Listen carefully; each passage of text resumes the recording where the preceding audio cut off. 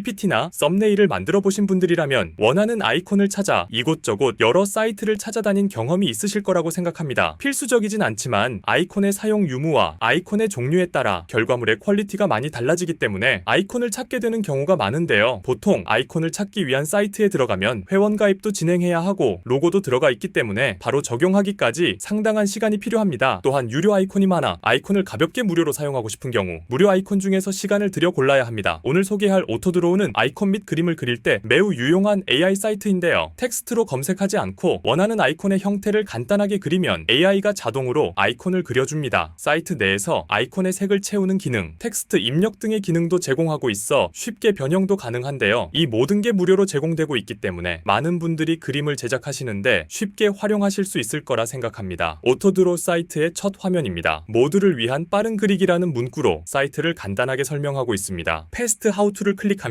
간단한 튜토리얼을 진행할 수 있습니다. 저는 스타트 드로잉을 눌러 바로 체험해 보도록 하겠습니다. 하얀색의 빈 그림판입니다. 왼쪽 도구를 이용해 그림을 그릴 예정입니다. 왼쪽 도구 모음에서 도구를 하나씩 살펴보겠습니다. 먼저 십자가 모양의 아이콘은 셀렉, 선택 아이콘입니다. 그림을 움직이고 싶을 때는 이 버튼을 누른 후에 그림을 움직여주면 됩니다. 다음으로 반짝이는 연필 모양의 아이콘입니다. 이 아이콘은 오토 드로우 도구입니다. 이 도구는 자동으로 그림을 그려주는 도구로 간단하게 빈 페이지에 그림을 그리면 상단에 자동으로 그려진 그림을 보여줍니다. 도구 설명 후에 예시를 통해 보여드리겠습니다. 세 번째로 기본 연필 모양의 아이콘은 드로우 아이콘으로 사용자가 개별적으로 그림을 그릴 때 사용하는 도구입니다. 네 번째로 T 모양의 아이콘은 타입 도구로 글씨체와 글씨 크기를 설정해 텍스트를 자유롭게 입력할 수 있습니다. 다섯 번째 물잔 모양의 아이콘은 필로 오토 드로우 및 쉐이프 기능으로 만들어진 아이콘의 색을 채우는 데 사용되며 동그라미와 네모 모양의 아이콘은 쉐이프로 원, 사각형, 삼각형을 상단에서 선택해 그릴 수 있습니다. 하단에 있는 도구를 설명해 드리겠습니다. 먼저 파란색 원 모양의 아이콘의 마우스를 가까이 하면 여러 가지 색상이 나옵니다. 여러 가지 색 중 원하는 색을 골라 도형을 고르거나 색상을 채울 수 있습니다. 두 번째로 돋보기 모양의 아이콘은 그림판을 확대할 수 있는 기능입니다. 아이콘을 클릭하면 상단에서 확대 비율을 선택할 수 있습니다. 세 번째 화살표 아이콘은 이전 작업으로 되돌리는 기능입니다. 마지막 휴지통 아이콘은 그림을 지울 때 사용하는 기능입니다. 그럼 본격적으로 그림을 그려보도록 하겠습니다. 저는 햄버거를 그려보겠습니다. 햄버거 가장 위에 올라가는 빵의 형태를 오토 드로우 도구를 사용해 그려보았습니다. 상단에 보면 모양과 관련된 여러 개의 그림이 자동으로 생성된 것을 확인할 수 있는데요. 햄버거 안에 들어가는 재료도 표현해 보겠습니다. 햄버거 안에 있는 상추를